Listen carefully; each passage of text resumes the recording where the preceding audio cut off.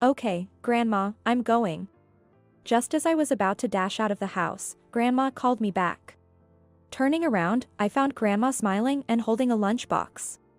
I suddenly remembered I had forgotten to pack it and, with a smile, got the lunchbox. This time, I loudly said, "See you," and Grandma waved. Goodbye. I used to always turn left at this alley, but today I turned right. I was so happy in my new shoes. Walking under the blue sky made my heart leap with joy. On this sunny day, I became a middle schooler.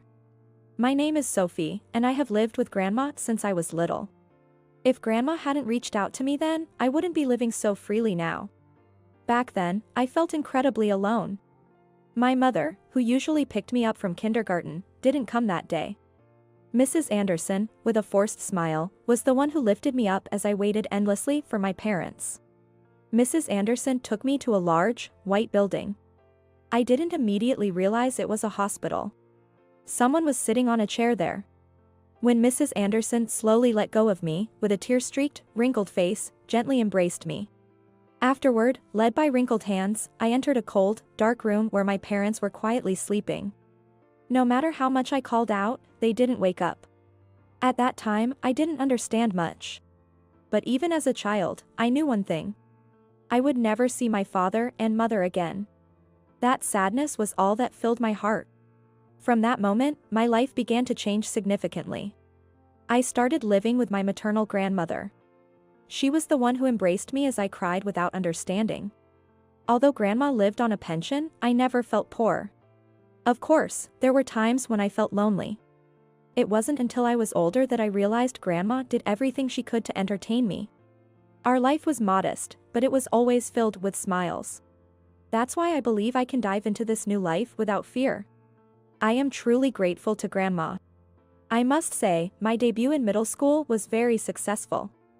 I've always been good at studying and generally had good grades. I had good learning skills, and I knew that was one of my strengths. By helping the kid next to me with homework, I naturally made new friends. One friend after another, I was enjoying every day. Then, one day, we had group work in class, and we pushed our desks together to form groups.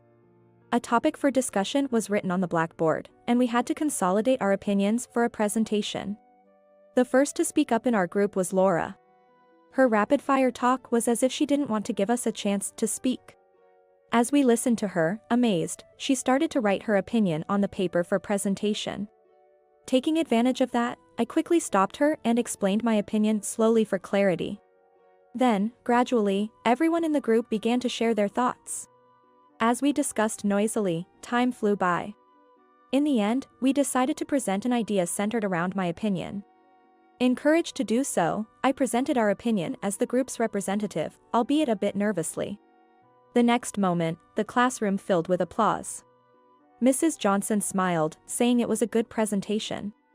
Feeling embarrassed, I looked down slightly to avoid showing my blushing face. Back at my seat, everyone in the group talked to me with smiles, except for Laura, who looked at me coldly. Feeling scared, I averted my eyes from her. And the next day, my school life changed completely. Even when I greeted people as usual, no one responded. Everyone turned away from me, whispering to each other. Confused, a flashy-looking boy, who usually didn't talk to me, appeared in front of me. He came close to me with a sly smile, then opened his mouth wide. "You're just a poor orphan, aren't you?" That single sentence made my spine freeze. It wasn't something I was trying to hide. But his mocking attitude made it easy to guess why I was being ignored by my classmates. And who had started it? The boy, irritated by my silence, started blurting out the rumors. "Sophie is an orphan. She lives off her grandmother's pension, so she's poor. That's why she's always trying to steal other people's things." Because of these baseless rumors, my happy days crumbled away. I had never thought about stealing anything. Ignoring the boy in front of me, I glared at Laura, who was watching from a distance. She pointed at me and giggled with the girls surrounding her. I tried to boost my spirits, thinking I wouldn't let this harassment defeat me. I grabbed the arm of a friend who was trying to avoid me, attempting to convince her that the rumors were a complete lie. But the girls, who had laughed with me just yesterday, shouted, "Don't come near us," and pushed me away.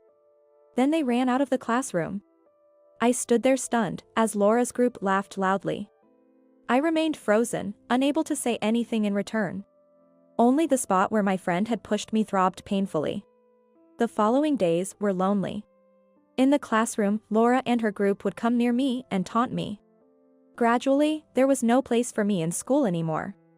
I was afraid of those who mocked me and those who just watched from afar. With that fear, I couldn't stay in such school. Unable to bear the heavy stares filled with various emotions, I began to spend time alone. Though my world became quiet, the anxiety and loneliness didn't fade. During these lonely days, summer approached. But it didn't matter to me. The friends I was supposed to enjoy summer vacation with had all disappeared. Returning home from school with a heavy heart, I saw Grandma squatting near the flower bed by the entrance. As I tried to enter the house without speaking to her, she said, "Sophie, how was your school?" Even though I didn't respond, Grandma started talking about planting seedlings in the flower bed. "Summer is coming. I wanted to see beautiful flowers with you. I hope they grow straight and honest, just like you." Hearing Grandma's words, I felt a heat rising in my body. I wasn't the honest girl Grandma thought I was. I was just sulking and twisted, without the courage to face things head-on. I noticed Grandma sweating while planting the flowers but didn't care and was about to enter the house, ignoring her. "You don't know anything." I blurted out these words, and Grandma's eyes widened. But then, she smiled apologetically. "I'm sorry, Sophie. I might have said something strange again. I'm really sorry." As I watched Grandma apologize, my face grew hot with emotion. I couldn't hold back my feelings any longer. "You don't understand anything at all. I would have been better off in a facility than being taken in by you." My emotions overflowed, not just in words, but in tears as well. Grandma, seeing me cry, approached me in a fluster. At that moment, she lost her balance. There was a small bag of fertilizer at her feet, which she slipped on. I understood what had happened, but I was too shocked to move. Grandma had fallen and was now groaning in pain, curled up on the ground. Even as I rushed over and tried to speak to her, she could only moan, unable to have a conversation. Realizing the seriousness of the situation, I hurriedly called an ambulance. While waiting for help, all I could do was rub Grandma's back as she lay immobile. Later, Grandma was safely transported to the hospital. According to Dr. Thompson, Grandma had broken her leg. Grandma, seemingly relieved by the medication and not in much pain, sheepishly explained to Dr. Thompson that she had fallen while tending to the flower bed. Dr. Thompson smiled, advising her to be careful, but soon turned serious as he examined her. It seemed the conversation wasn't over yet. Dr. Thompson, with a grave expression, began to discuss Grandma's health. He said that the damage to her knees and spine was beyond what one would normally expect. Moreover, it seemed she had also hurt her abdomen when she fell, and the pain warranted further tests, which revealed something concerning, necessitating a re-examination. Grandma, looking apologetic, drooped her shoulders at Dr. Thompson's words. Eventually, losing patience with Grandma's silence, Dr. Thompson questioned why she hadn't sought medical attention when she first felt pain. I stood there, dazed, my mind clouded with thoughts. How had I not noticed that Grandma's body was in such bad shape, despite living with her all this time? She was always smiling and seemed so energetic. Was her deteriorating health because of the hardships I caused? Did she endure the pain without telling me to avoid worrying me? At that moment, I was flooded with questions and remembered the terrible things I had said to Grandma. But I couldn't bring myself to ask these questions or apologize for hurting her. While I was still in shock, Dr. Thompson finished speaking. Grandma would be hospitalized not just for the fracture but until her health fully recovered. "I'm really sorry," Grandma apologized to me. I couldn't say anything back to her, hanging my head in sorrow. Grandma looked uncomfortable in my presence. She observed me closely and then asked if I could buy and gather the things she needed for her hospitalization tomorrow. Grandma, with a smile, suggested that the cheap supermarket nearby would be fine. I nodded in agreement and quietly left the hospital room. I couldn't bring myself to start another conversation. I felt like I didn't deserve to be with Grandma at that moment. The next day, I went to the budget supermarket, just as Grandma had suggested. I shopped, looking at the grocery list I had prepared the day before, and filled my basket with the necessary items. Then, from behind, I heard someone call out, "Sophie," and my body trembled. When I turned around quickly, there stood a boy from my class. I didn't remember much about him, but just the fact that he was a classmate made me break out in an uncomfortable sweat. "What a coincidence to see you here." "Typical for someone poor," he said as he approached me. I felt an indescribable fear towards him. Driven by the urge to flee, I forgot about the basket full of items I was holding and started to run. The boy chased after me, trying to catch me. Thinking about how I would be ridiculed if I got caught made it hard to breathe. It was hard to escape properly in the cramped store. "I'm going to be caught." Just when I thought that, a girl suddenly appeared, twisting the arm that he reached out to grab me. Although I should have just run away, I stood there, dumbfounded, watching the scene unfold. The girl frowned at the boy, who was bothering a girl he didn't know, and he yelled at her to let him go, claiming it was a misunderstanding. Upon seeing the boy's attitude, the girl laughed confidently and scoffed. "Who do you think you're speaking to so arrogantly?" Hearing her assertive words, the boy fell silent. Then, as he seemed to resign himself, he politely asked her to let him go, and she released his hand with a satisfied smile. Afterward, she turned around and asked me if I was okay. At that moment, tears started to fall from my eyes. I was always alone at school. Additionally, I had said terrible things to my only family member, my grandmother, and hadn't been able to apologize before she was hospitalized. At that time, I had no emotional room to spare. Hearing words of compassion for the first time in a long while. The tears I had been holding back overflowed at their warmth. In front of me, crying without saying anything, the two exchanged glances. Then, perhaps out of concern for me, they helped me complete my shopping according to the list I had and took me outside. After leaving the supermarket and finally calming down, I thanked them and tried to leave. But they insisted on following me because they were worried. The classmate was Kevin. The misunderstanding was cleared up by Emily. She looked very mature, but apparently, she was in a different class, but the same grade as me. When I explained that I was going to visit my hospitalized grandmother, they encouraged me and said to let them know if there was anything they could do to help. The two seemed to be childhood friends and looked very close to me. I heard that Kevin and Emily have been in the same basketball club since they were kids, and that Kevin has never played basketball better than Emily. I couldn't help but laugh when I heard that story. It turned out the exchange in the supermarket was about how he had never won against her, yet he dared to speak to me that way. At that moment, Emily looked surprised. Wondering what was going on, she finally asked me what Kevin had done to me. Kevin, while being glared at by Emily, explained that he was just casually greeting me as a classmate. Watching them, I found myself talking. It seemed I had angered Laura and was being teased in class. I was always running away because I was afraid of the stares from my classmates. Come to think of it, this might be the first time I've ever talked about this to someone. After I finished speaking, Kevin seemed to realize my feelings. Then he apologized, saying, "I'm sorry, I didn't think it through." It seemed Kevin, busy with club activities, had been avoiding getting deeply involved in the problems occurring in his class. His words in the supermarket were just him trying to say hi after hearing a simple rumor that I was poor. Realizing that Kevin's words had no deep meaning, I also apologized, saying, "I'm sorry for running away suddenly." Kevin smiled and assured me that it was completely fine. As I felt relieved, Emily gently held my hand. Surprised, I looked at Emily, who was looking back at me with a strong, direct gaze. Seeing my confusion, Emily suddenly smiled and said, "From now on, everything will be okay." Honestly, I didn't understand what she meant, but her words lightened my heart a bit. Then, after chatting happily with them, we reached the hospital, and I parted ways with Kevin and Emily in front of the hospital. Feeling it inappropriate to take them into the ward, I watched their backs until they were out of sight and then hurried to my grandmother's room. When I opened the door, my grandmother greeted me with a smile. As I put away the things I was told to bring, she looked at me and smiled happily for some reason.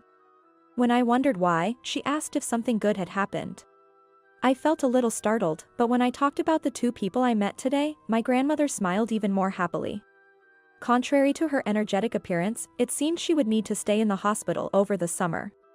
As she said, "I won't be able to see the summer flowers," with a slightly sad smile, my heart tightened. After talking with my grandmother for a while and saying I would come again, I went home to find the flower bed just as it had been that day. The sunflower seedlings by the flower bed had wilted and fallen over. I stared at them for a while, then firmly replanted them in the flower bed, wishing for them to grow straight and bloom beautifully. And I reminded myself that I also needed to properly apologize to my grandmother. Living alone was not an issue for me. I could do household chores, and as long as I managed my finances, there wouldn't be any trouble. But with no relatives nearby, I was unsure what to do. For the time being, I only informed my paternal grandmother, who lived far away, and my homeroom teacher, Mr. Wilson, by phone. The next day. From that day on, I was no longer alone. When Laura's friends were about to tease me as usual, Kevin, from my class, suddenly started making a one-liner joke off the cuff. Everyone's attention turned to him, and the atmosphere of making fun of me disappeared. Moreover, Emily, who was supposed to be in a different class, started coming over, and we often ate lunch together on the rooftop. I soon realized that both of them were protecting me in their own ways. When I thanked them, they just brushed it off with a smile, saying they simply wanted to be friends with me. Still, I was always grateful to them. But this peace didn't last long. During a re-examination while she was hospitalized, it was discovered that my grandmother had developed a gastric ulcer. Fortunately, there was no bleeding, and she needed to fast and be on an IV drip while being monitored. Although my grandmother and Dr. Thompson were relieved that there was no perforation and laughed it off, I was filled with anxiety. When I got home, I looked up gastric ulcers on my phone and felt a pang in my heart when I read that stress could be a cause. My grandma's health problems. I can't help but feel they are my fault. Alone in my house, I curled up, feeling the emptiness around me, and waited for morning to come.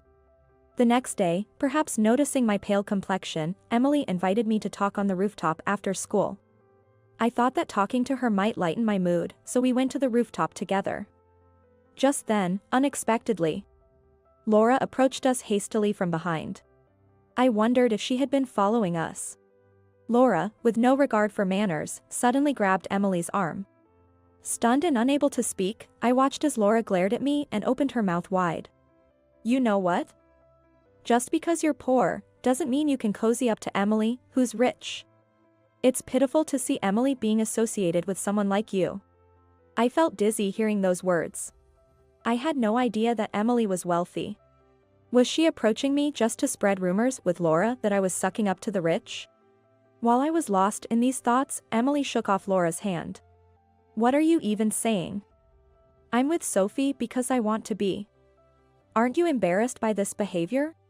With Emily's firm words, Laura couldn't say anything more and walked away dejectedly. Surprised yet grateful, I thanked Emily for her help. Emily, looking straight at me, then smiled broadly. "I really wanted you to know everything," she murmured, and began to share her story. Emily shared that she had lost her parents when she was young. Now, she lived with her grandparents. Emily's grandfather was the president of a company. Originally, her father was supposed to take over, but her grandfather was still actively managing the business. Emily also shared her dream with me. To take over her grandfather's company as soon as possible. That was her dream. "I'm sorry for bringing this up so suddenly. But I wanted you, Sophie, to know properly. I think of you as my best friend." As she said this and smiled shyly, tears naturally started to fall from my eyes looking at her, Emily. To think that someone considers me, just as I am, their best friend. Quietly crying, I felt Emily gently pat my back. Through my blurred vision, I looked at Emily. I realized I didn't want to keep any secrets from her. Wiping away my tears, I confessed to Emily how I had said awful things to my grandma that day. Emily listened silently to my clumsy story. After I finished, she clearly told me that I would regret it if I didn't apologize properly. As I said yes, she said, "Let's go," and took my hand. Confused, I had no choice but to follow her. She led me to a shopping district. There, in front of a flower shop in the district, Emily finally stopped. The flower shop was manned by Kevin. Surprised to see us, he shared that this shop was his family's business. I took a deep breath to muster courage and asked Kevin for a flower. Kevin looked surprised again but wrapped and prepared it carefully. As he handed me the flower, he asked where I was going. I replied that I was going to the hospital to visit my grandma, and he smiled, wishing me to take care. When we reached the hospital, Emily pushed me forward with a smile. I nodded quietly and headed to my grandma's room. I knocked softly and opened the door to find Grandma looking at a photo. It was a picture of my parents, which she had asked me to bring. Seeing her sad, distant gaze, I took another deep breath and entered the room. Grandma, surprised as if she hadn't heard the knock, quickly hid the photo under her pillow. Then she smiled as if nothing had happened. I wondered how long I had been making Grandma overexert herself. Feeling my heart beat faster, I presented her with a sunflower, her face filled with wonder. Then slowly, I began to say the words I had always wanted to say. Grandma, I'm so sorry for the terrible things I said that day. I was so happy with you. I want to stay with you. So please, from now on, don't push yourself too hard and rely on me. After I finished, the hospital room fell suddenly quiet. Grandma didn't say anything. When I looked up, Grandma, tears streaming down her face, took the sunflower from my hand. Grandma always thought of Sophie as still a small child. The more I tried not to worry you, the more I ended up hurting you. I'm truly sorry. Then Grandma and I hugged each other and cried out loud. Although scolded by a nurse who heard the commotion, Grandma and I just looked at each other and laughed. Then, a busy summer vacation passed. I spent most of it caring for Grandma. Yet, I felt happy that she was relying on me. On the last day of summer vacation, Grandma returned home. Since she promised not to endure pain and hardship silently anymore. She said she would go to the hospital regularly and ask me to share in the household chores. Days of laughter with Grandma returned, and I felt truly happy. As our life together resumed, school also started today. On the first day of the new term, Grandma sent me off with a smile, saying, "Have a good day." Kevin and Emily were waiting for me at the front door. Especially Emily, my truly beloved best friend. Called by Emily and Kevin, I ran out. Near the entrance, the sunflowers in the garden, now fully grown, shone brightly in the sunlight.